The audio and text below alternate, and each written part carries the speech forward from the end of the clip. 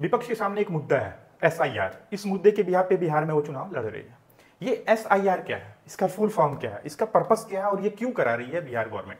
तो एसआईआर जो होता है स्पेशल इंटेंसिव रिवीजन, मतलब कि बिहार में जितने भी मतदाता हैं वो मतदाता एक्चुअल में है बिहार में या नहीं, इसमें वो रिवीजन कराएगी। दैट मीन्स कि कुछ लोग मर चुके होंगे, उनका भी वोटर कार्ड में नाम होगा, कुछ लोग पलायन कर चुके होंगे, मतलब डबल स्टेट में उनकी वोटर आईडी होगी तो उसमें भी काम होगा, कुछ नए ऐड होंगे जो 18 साल के से ऊपर हो गए होंगे, और कुछ ऐसे लोग जिनको फाइंड आउट करना चाहिए जो दूसरे माइग्रेशन वाले जो आ रहे हैं, दूसरे कंट्री से आ रहे हैं, जैसे बांग्लादेश बगल में है, नेपाल बगल में है बिहार के, तो वहां से माइग्रेट होकर लोग चोरी छुपे घुसपैठ बन के आ रहे हैं, तो उनको उनके ऊपर शिकंजा कसना चाहिए। इसलिए एसआईआर का जो रिवीजन था इस पे फोकस कर रही है। लेकिन इसकी टाइमिंग गलत है। नवंबर में चुनाव है और जून में स्टार्ट किया। ठीक है, आपने जून में स्टार्ट किया और नवंबर में इलेक्शन है। आपको ऐसा लग रहा होगा कि आप बहुत जल्दी एसआईआर कर लोगे बिहार में, लेकिन आपको समझना पड़ेगा बिहार इंडिया का जो भारत है उसका सबसे ज्यादा डेंसिटी वाला राज्य है। मतलब आप समझ सकते हो कि यहाँ पे जो रहते हैं लोग, उनके जो डेंसिटी आप समझ सकते हो कि पास पास रहने की संख्या ज्यादा है। दैट मीन्स कि यहाँ लगभग 9 से 10% भारत की पॉपुलेशन रहती है और 13 से 14 करोड़ यहाँ की पॉपुलेशन है अगर संख्या में बात करें। तो इतने बड़े राज्य को आप मात्र 2 से 3 महीनों में कवर करोगे विथ एक्यूरेसी। और इस बार जो आपका प्रोविजन है वो भी टोटली अलग है। प्रोविजन में आपने डाल दिया कि जो टाइमलाइन है उस 2 महीनों में आपको ये कंप्लीट करना है। उसके बाद आपके डॉक्यूमेंट बहुत रिस्ट्रिक्टेड और बहुत कॉम्प्लिकेटेड है। आप ना आधार कार्ड को कंसीडर कर रहे हो, ना वोटर कार्ड को कंसीडर कर रहे हो, आप कर रहे हो पासपोर्ट को, आप कर रहे हो कास्ट के कार्ड को, कास्ट सर्टिफिकेट को, आप कर रहे हो बर्थ सर्टिफिकेट। तो ये सब चीज़ें एक गरीब और पिछड़े तबके के लोग के पास नहीं होता। जो अमीर लोग हैं उनके पास पासपोर्ट होता है, उनके लिए ये सर्वे जो है वो इतना वैलिड नहीं है, इतना इफेक्टिव नहीं होगा। बट गरीब लोग के पास ना कास्ट सर्टिफिकेट बन पाता है, ना वोटर आईडी कार्ड जनरली मिल जाता है बट जन्म प्रमाण पत्र नहीं मिलता। उस टाइम लोग कब पैदा होते, कुछ लोग घर में पैदा हो गए, उस टाइम नहीं बनवाए होंगे। तो ये चीज़ें हैं। तो ये बिहार के जो गरीब राज्य है इसके लिए बहुत डिफिकल्ट हो गया है।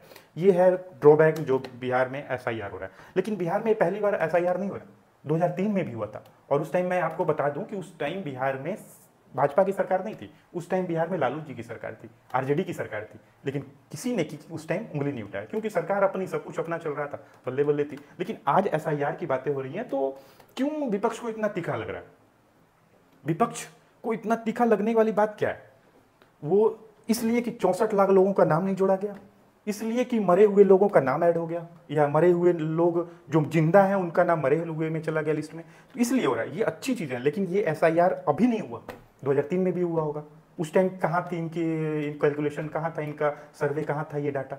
उस टाइम भी इनको फोकस करना चाहिए। ये 1 2 3 दिन में तो नहीं हुई हैं ये चीज़ें, ये बैक टू बैक 10 साल 15 साल 20 साल में हुआ है। तो ये चीज़ें हैं ड्रॉबैक। लेकिन अब मैं बताऊं कि यही राहुल गांधी बेंगलुरु में जो एक एग्जाम्पल सेट इन्होंने किया कि बेंगलुरु जो कर्नाटक में इनकी टारगेट था कि इनका सर्वे था कि 16 सीट पे हम जीत जाएंगे एमपी वाला चुनाव, लेकिन ये 9 पे जीते, 7 पे हारे। 7 पे हारे तो 7 में से एक को सेलेक्ट करते हैं, वो था बेंगलुरु सेंट्रल। बेंगलुरु सेंट्रल से इनका कैंडिडेट हार जाता है मात्र 30,000 वोट से। और उस जो बेंगलुरु सेंट्रल है उसमें 7 असेंबली का है, एमएलए वहां से 7 चुने जाते हैं। 7 में से 6 इनके एमएलए जीतते हैं और एक हार जाता है, वो भाजपा का कैंडिडेट वहां से जीतता है, और वो भी जीतता है 1,14,000 मार्जिन से। और इनको वहां पे डाउट होता है। और वहां पे जब इन्होंने इनडेप्थ जब कैलकुलेशन किया और इनडेप्थ सर्वे किया और इनडेप्थ वोटर आईडी चेक किया तो वहां इनको 1 लाख का घोटाला मिला। मतलब कि 1 लाख ऐसे वोटर्स मिले जिनका बैकग्राउंड सही नहीं है और वो वोटर्स एक्चुअल में वोटर्स नहीं है। तो अब ये कह रहे हैं कि 1 लाख वोटर्स उसकी वजह से हमने यहाँ चुनाव लूज किया। लेकिन आप सोचो कि एमपी का चुनाव अब 30,000 मार्जिन से ही क्यों हारे? जब आपके हिसाब से 1 लाख वहाँ डुप्लीकेट वोटर थे तो 1 लाख से हारना चाहिए, वहाँ 30,000 से क्यों हारे एमपी में? क्या वो डुप्लीकेट वोटर आपको वोट नहीं किए? तो अनफेयर इनका जो है डाटा है। हाँ, मान गया कि डाटा इन्होंने शो किया, उस लेवल पे जाके चेक किया, बट मुझे नहीं लगता कि कैलकुलेशन इनकी ऐसी है। ये शुरू में भी चुनाव हारे थे तो ईवीएम पे थोपा, अब भी चुनाव हारे तो इलेक्शन कमीशन पे ये थोप रहे हैं। तो ये चीज़ें हैं। हाँ, कहीं कहीं त्रुटियां हैं, गैप हैं, उसको कवर करना पड़ेगा। संयुक्त रूप से आपको वहाँ पे सपोर्ट करके इसको क्लोज करना होगा। अदरवाइज आप भारत के हर संवैधानिक संस्थाओं पर उंगली उठाओगे तो कहीं ना कहीं सबका विश्वास उठेगा।